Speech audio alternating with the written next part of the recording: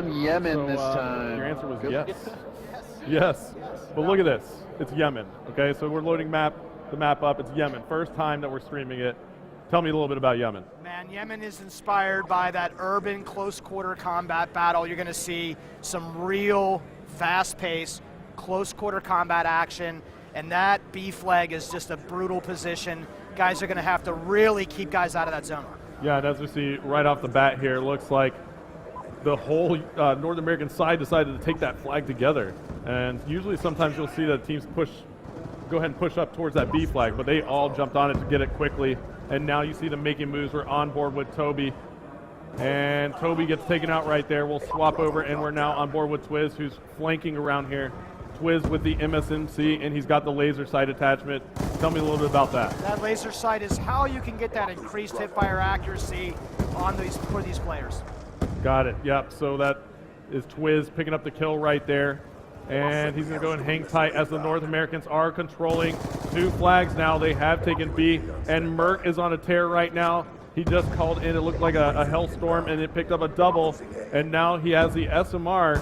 So that is actually a semi-automatic rifle, right? Right, he's got this thing customized up in all sorts of ways, so he's using that select fire switch to change up whether he's bursting or auto. Got it. So looks like he's doing some work with it right now. As a Ruby jumps around the corner, he gets taken out there, and now it looks like Merc's going to be calling in a care package. We'll stay on board with him and see what lands. 26-13 now as the North Americans are up. And it looks like that care package is coming down, and Merc turns right there and takes out Gunshi. Just gave Gunshi a little bit of the business, and that care package just came through.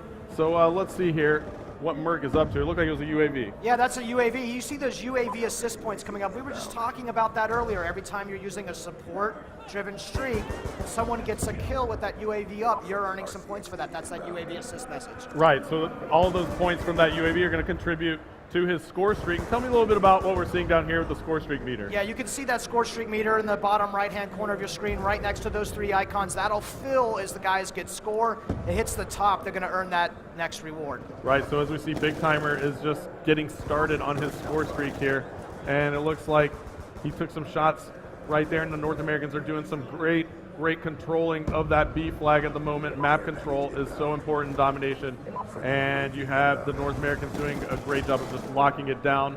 3 minutes and 35 seconds left to go, and 3 minutes and 30 seconds left to go as Big Timer takes that hip fire with the laser sight attachment. That definitely helped him right there. Absolutely, man. You're going to see a lot of really good play from the hip and ADS with this particular attachment. So tell me a little bit about what we're seeing round base here now. 3 minutes left to go here. You see at the top of the screen, it says round 1 of 2. The score panel is telling us this is the first round. What's going on there? Right, so this is something we actually learned directly from the esports community. In a public game of Domination, you usually only play 1 round. You rack up to about 200 score and the game's over. But when we watch the guys play competitively, we realize that they like to play at round base. That makes sure that everybody has to spawn on each side of the map. Right, and that's important because it makes the game a little bit more fair in Domination. You get to play from both spawns, and you're able to have an equal opportunity on both sides. It's a great thing. So we'll be playing 2 minutes and 30 seconds left here, and then the teams will switch spawn, and the score will remain, and we'll keep playing from that point on, right? Yeah, so it's still the guys with the highest score are going to win that game, but these scores will carry over to the next round. They'll start with the same exact scores that they end with. Yeah, that's awesome. So great thing there for everyone who loves to play Domination. And now it looks like the North Americans are turning the heat up completely with the 3 cap. A player is on the B flag. As we take a look here, we see that Minnie and Shane were on the C flag, and it looks like they did manage to cap that C flag, and we're on board with Big Timer still. So why don't we hop on board with the Europeans, take a look. Well, actually, look at this. Twiz and Ray from the North American side, Ray of Optic Gaming and Twiz are on massive kill streaks right now, David. We'll swap on board with Ray. And what's Ray got here? Yeah, Ray's got the Death Machine out. This is some of the new weapons that we have put back in. The Death Machine actually has a little baby brother, is known as the War Machine, which is the grenade launcher version. So it was really fun for us to put these clearly superior firepower weapons into the score streak system itself. Awesome. So he's got a care package as well. Looks like he's just doing some work with that that death machine, and you see him die and pull it back out again. So he's able to keep that death machine, whereas I think in the past, if you died with the death machine, you lose it, right? That's right. So in Black Ops 2 multiplayer, you can hold on to that death machine sort of through multiple lives and through some extra ammo there. Yeah, and that's awesome. So Ray still has that thing, and he's got about 30 rounds left. So there it goes. It expires, and look at that play that just happened right there. Ruby ran right into a shock charge that came from the North American side. So tell me a little bit about that shock charge. Hester, I like to use that shock charge as a type of alarm system. I'll actually place it on the entrances and exits of buildings, so if anybody comes through that door, they get electrocuted very briefly, usually just enough time for me to spin on them and take that target out. Awesome. Well, look at this, 135 to 50, and you have about 30 seconds left to go. So we're getting to that point where this round is going to end, and we're going to start back over. So the score was going to carry over. I'm just really excited for people to be able to check that out. And we'll take one more look here at the picture-in-picture. You see some players hopping on the flag, trying to play the objective near the end of the game. We'll take a look at the scoreboard as well.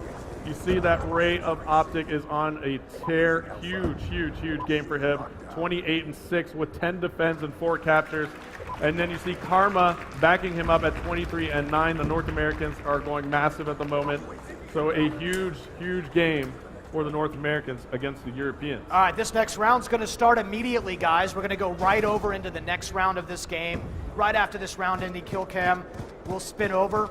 The guys will flip the spawns, as we say. Yep. And then we'll start right again. All right, so here you go. We're switching sides. A little bit of halftime, good breather. All right, and then right back into it. Now look, Hester, right at the top of the screen, you can see A, B, and C. That's because they're neutral. And as soon as someone jumps on the flag, it flips over to the team that has that particular flag. And it's so great. So right now we see that the B flag is getting taken. Why don't we swap back over and see who is near that flag? And it looks like it's a battle for control of that B flag right now. And it is just chaos here on the map, looking great. Players are making moves. You just saw 2 players get taken out in the street right there, headed towards that B flag. So this is just basically a feel it out type of moment here, isn't it? I'm really excited by the way these players will actually position and set up. They will not be in a hurry to grab the B flag until they feel like they can really lock it down. Look at Big Timer moving up beyond the flag radius, so he can try to lock that position in really well. Yeah, and now we see that Karma is actually pushing up on that right flank, but he does get taken out right there. And now you see some players hovering over that B flag. Let's hop on board with Merc. There he is, taking the B flag with some help of his teammates. And there you have it. The North Americans do control the B flag now. So they have C and B in that 2 flag setup. That's always so crucial. And tell me a little bit more about Yemen here as we're watching it. You see a lot of tight corridors here, and tell me a little bit about the design of this map. Yeah, so we worked on this map really early on, and we wanted to make sure that we definitely brought that classic urban street fight that players love, make sure it was still available in Call of Duty Black Ops 2 as well. And this is why you see this such fast-paced action here. Look at the kill feed just spinning the entire time. Absolutely, and that's something players love in Call of Duty, is just non-stop engagement, and that's what you get here on Yemen.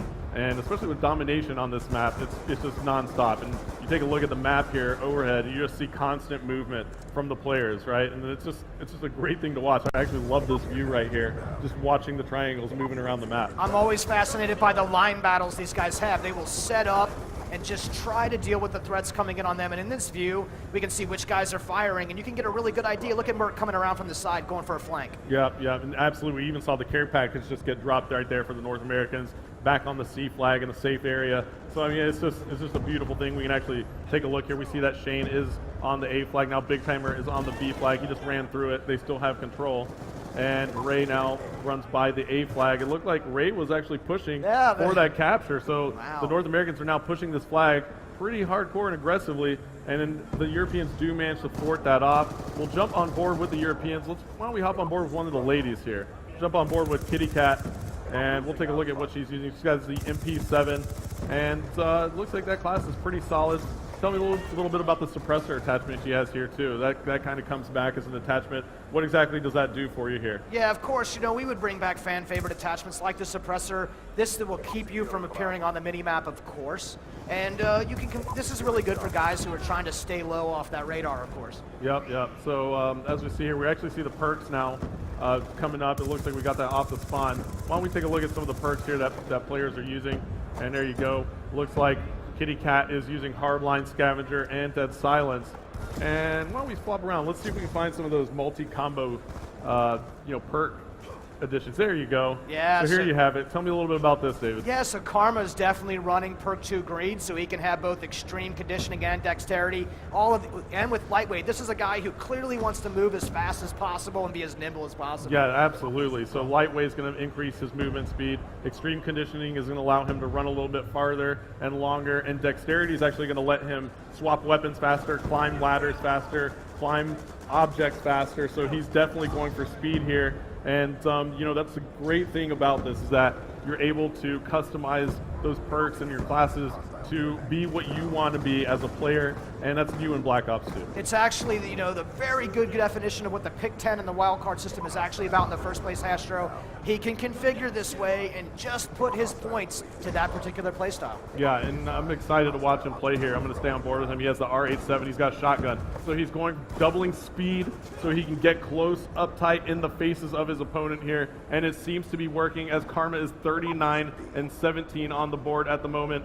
So he's doing some work with the shotgun, and look at that. He's going for some range here. He's got 3 hit markers. Oh no, pulling out the combat knife. But there you go. That's a perfect moment, right? Tell me what just happened right there. Yeah, so these guys are so used to being able to swap to their second weapon, but if you're going to use the pick 10 and wildcard system to stack up this way, he had to sacrifice his gun to be able to do that. So he pulls out, thinks he's going to have his pistol in hand, but no, he's got his knife. He does not have a secondary weapon equipped. Yeah, that was actually a great moment, because that secondary just wasn't there. He used up all his allocation points in the pick 10 for all his other gear to make him faster, and Karma does pull out the RCXD there. That comes back in Black Ops 2. Tell me a little bit about that. There's a little RCXD running around the map still. Yeah, that's one of these things that we just felt like had to come back into the game, upgraded that model and its animation and sounds for 2025.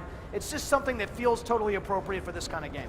Yeah, and you can see the score streaks that Karma has over here. He's got an RCXD. It looks like he has a UAV, counter UAV as well. So he's definitely, it's a great class. It looks like he's making that rushing class, so that makes sense. Why don't we scroll through here a little bit more? And here we go. We have another one here. This is Big Timer, who's rocking Ghost, Hardwired, Extreme Conditioning, and Dexterity. So why am I not surprised that these pro players like to be on the move and moving fast and using their pick 10 this way? Absolutely. It's just, they're going to use it. 8 seconds left to go. The North Americans have clearly been in the lead here, 273 to 133 now, and the North Americans are going to take it in this domination. And they're pumped. Let's take a look at this final kill cam. Good job, Schwiz. Look at this.